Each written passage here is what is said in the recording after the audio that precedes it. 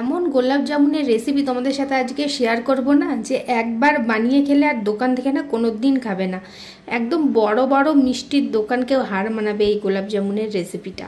তো চলো শুরু করা যাক। এখানে আমি নিয়েছি 1 বাটি খোয়া, আর যে বাটির মানে মাপে নেবে খোয়াটা সেই বাটিরই মাপের আমি অর্ধেক বাটি এখানে নিয়ে নেব ছানা, মানে হাফ বাটি এখানে ছানা। প্রথমে খোয়াটা নিয়ে 5 মিনিট একটুখানি মেখে নিয়েছিলাম, তারপরে ছানাটা এখানে অ্যাড করব, দিয়ে ভালো করে সমস্ত কিছু একটুখানি হাতের সাহায্যে মেখে নেব। তবে এই মিষ্টি বানাতে গেলে একটুখানি তো পরিশ্রম করতেই হয়। এই যে আমরা যে মন্ডটা বানাবো মিষ্টির, এটাকে বেশ অনেকক্ষণ ধরে এরকম হাতের তালু দিয়ে এটাকে কিন্তু মেখে যেতে হবে। আমি প্রায় 10 মিনিট এটাকে কন্টিনিউ এরকম করেই মেখে গিয়েছিলাম। তো এইদিকে দেখো মাখা কমপ্লিট হয়ে গেছে। এবার আমি এখানে 2 টেবিল চামচ দিয়ে দিচ্ছি ময়দা, আর 1/4 টিস্পুন মানে 1/4 ভাগ এখানে দিয়ে দিচ্ছি এখানে বেকিং পাউডার, দিয়ে আবারও সমস্ত কিছুটাকে খুব ভালোভাবে মাখিয়ে নেব। তবে ময়দাটা না ডিপেন্ড করছে তোমাদের খোয়াটার ওপর, মানে তোমাদের এই যে মন্ডটা আমরা প্রথমে বানালাম খোয়া আর ছানার, এটা কতটা সফট হয়েছে তার উপরে কিন্তু ডিপেন্ড করছে।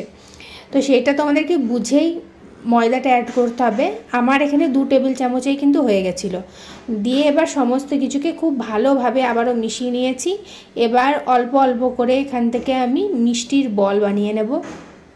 প্রথমে হাতে কিছুটা অংশ নিলাম, দিয়ে প্রথমে 2 হাতের সাহায্যে একটুখানি টিপে টিপে এটাকে ঘোরাতে হবে। তারপরে আস্তে আস্তে হাতটাকে আলগা করে এটাকে একটা গোল শেপ আমি এখানে দিয়ে দেব। তো দেখতেই পেলে এরকম করে আমি প্রত্যেকটা মিষ্টি এখানে বানিয়ে নেব।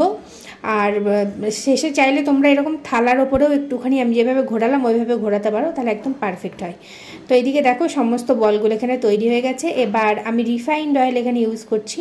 আমি তেলটা গরম করে নিয়েছি, তারপরে একে একে মিষ্টির বলগুলোকে এখানে ছেড়ে দিলাম তেলে।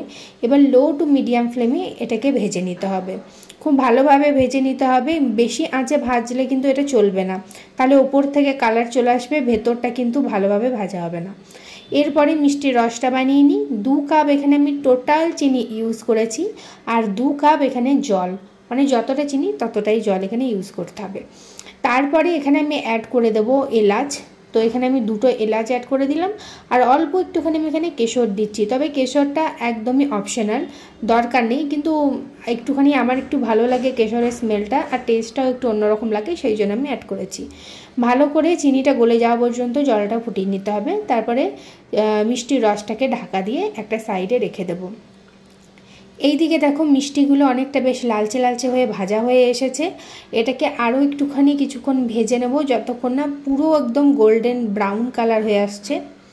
এখানে একদম রেডি হয়ে গেছে গোলাপ জামুনগুলো। এবার একে একে আমি এই মিষ্টির বলগুলোকে তুলব, আর তারপরে রসের মধ্যে একদম ডিরেক্ট এটাকে অ্যাড করে দেবো। কিন্তু তবে রসটা কিন্তু হালকা গরম হওয়া দরকার, একদম ঠান্ডা হয়ে গেলে কিন্তু হবে না। এদিকে দেখো আমি রসে মিষ্টিগুলোকে অ্যাড করে দিয়েছি। এবার এগুলোকে আমি ঢাকা দিয়ে 4 থেকে 5 ঘন্টা মতো রেখে দেবো, যাতে মিষ্টির ভেতরে খুব ভালোভাবে রসটা ঢোকে। এদিকে তোমরা দেখে বুঝতেই পারছো মিষ্টিগুলো একদম রেডি হয়ে গেছে, আর কি যে দারুণ টেস্ট হয়েছিল, এটা না বানালে কিন্তু বুঝতে পারবে না। আজকে ভিডিওটা ভালো লাগলে লাইক কমেন্ট শেয়ার করতে ভুলো না। আমার পেজে নতুন বন্ধু হলে পেজটাকে ফলো করে পাশে থেকো, যদি ইউটিউব চ্যানেল থেকে দেখে রাখো চ্যানেলটা সাবস্ক্রাইব করে পাশে থেকো। আবার দেখা হবে অন্য কোনো দিন অন্য কোনো এক নতুন কুকিং ব্লগে। আজকের মতন টাটা।